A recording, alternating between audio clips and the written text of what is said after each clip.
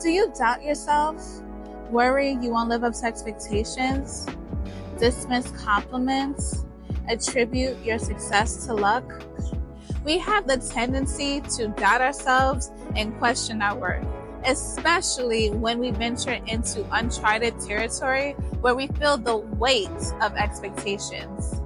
The voice in our heads whisper that we're imposters, even when we earned our place. I didn't know it then, but know it now, that this is called imposter syndrome. A recent study shows that 70% of Americans, majority being women, experience this internal fear at some point in their life. But what is imposter syndrome really? And what causes it? Well, make yourself comfortable because we are about to get into it.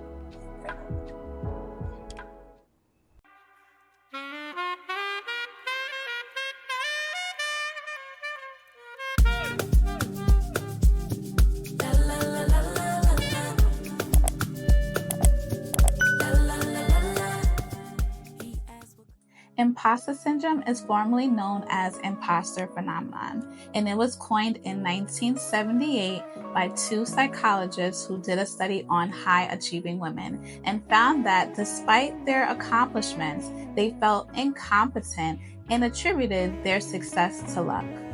When you look up imposter syndrome, a lot of definitions come up, but the one that I use the most comes from Harvard, and it says, imposter syndrome is a collection of feelings of inadequacy that persists despite evidence of success. I like this definition because it's straight to the point. Usually, the more you do something, the better you become, which results to an increase in your confidence and success. However, the complete opposite happens to people with imposter syndrome because they are unable to internalize and accept their accomplishments and attribute their success to external factors such as luck. Therefore, the more success they have, the more self-doubt and fear of being exposed as a fraud they feel. And then when you get offers, you're like, oh my goodness, well, what if I'm not thinking what they're thinking? What if I'm awful? What if I can't do it? Because you always want to do stuff that is different and challenging. Right. And then I think of specifically Support the Girls, I was like, oh my God, Andrew's been writing it for 2 years and this man has put so much time and energy, and then what if I go and like, he's like entrusting me and I just, you know, Lisa has so much to do in the movie. I mean, I wanted the job, but then when I got it, I was like, what if I can't, what if I suck? And then his movie sucks. Which can lead to anxiety and depression. But doesn't that make the win better? The fact that people slept? But you gotta think, I was 22 and I didn't understand that, you know what I'm saying? Like, I was young and I took that as like, oh my God, like I had, you know, imposter syndrome for like 6 years after that, depressed, sad, like didn't even like, whenever I go in the studio trying to like make songs and shit, I just wasn't feeling it.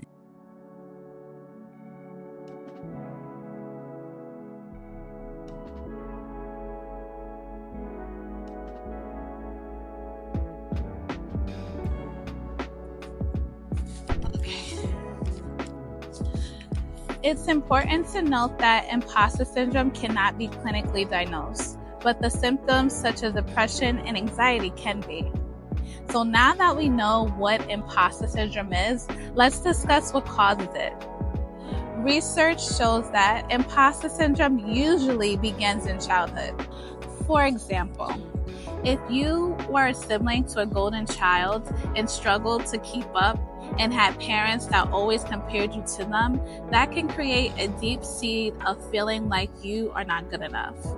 Or if you were raised in a home that put a huge emphasis on success and accomplishments, that can make you believe that love is conditional and based on what you do and not who you are. And that can create perfectionists and overachievers looking for validation from others.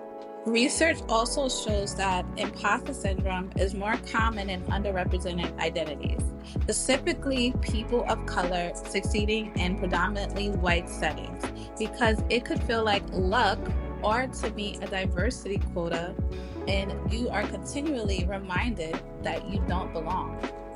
when all of society sort of looks at kids of color or kids from poor communities or rural communities as not belonging. I, like many others, walked into that school with a stigma in my own head. More young people nowadays call it imposter syndrome. I don't know if they call it that in Britain, where kids like me feel like they don't belong. And I had to work to overcome that question that I always ask myself, am I good enough? And I write about that. That's a question that has dogged me for a good part of my life. Am I good enough to have all of this? Am I good enough to be the First Lady of the United States? And I think that many women, and definitely many young girls of all backgrounds, walk around with that question. I want to acknowledge that although this is an unhealthy way of thinking, the systemic racism that exists in this country is to blame. Until there are real lasting changes, people of color in these settings will continue to feel like they don't belong. Lastly, research shows that imposter syndrome is common amongst people in college, grad school, starting a new job, or a challenging position at work.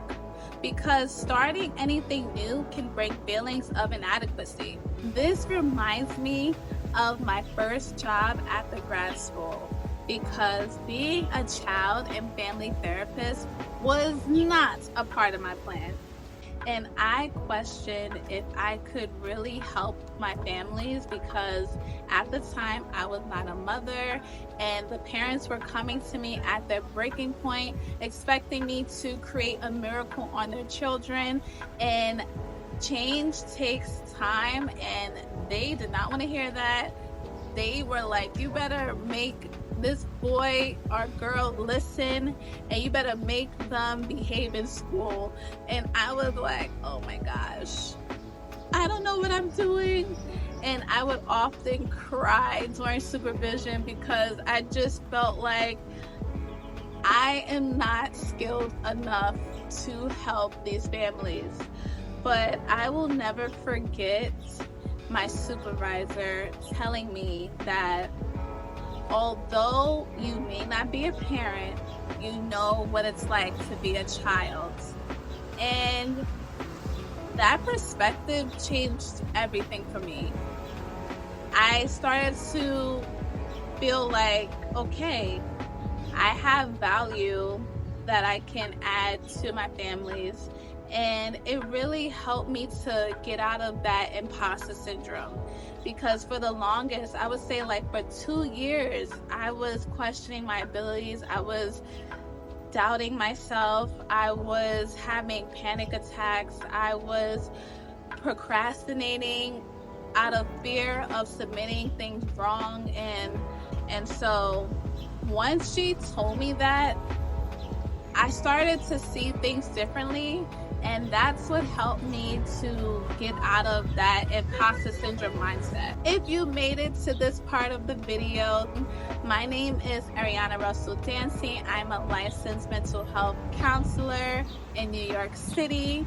And in the next video, I will be sharing tips that I have learned and currently use to overcome my imposter syndrome. Thank you so much for watching, and I'll see you in the next video. Deuces. Bye.